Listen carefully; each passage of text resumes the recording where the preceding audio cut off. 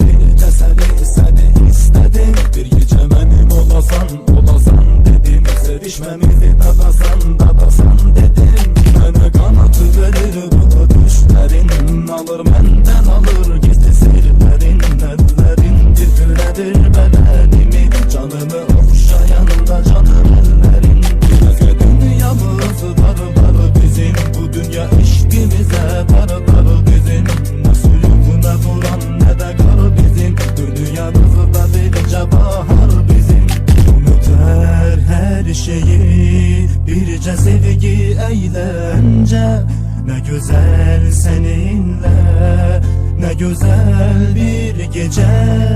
Unutar hər şeyi, bircə sevgi əyləncə. Nə gözəl səninlə, nə gözəl bir gecə.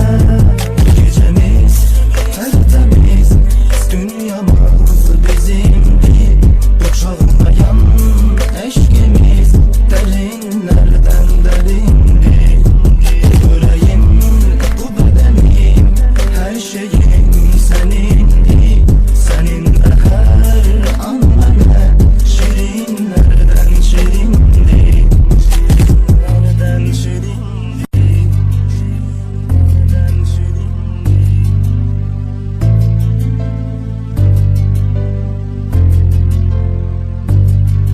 Eləcə qucaqlaşıb gedəcək sarılı Əks edək sənin də sevgilisini. Sənin sənə sevdiyini tək səndən açıldı. Duyub qəlbin səsini, eşitdin nəfəsini. Sev varlığında istə sev məni. Bir-birinə qədər gərəkdir canım canıma.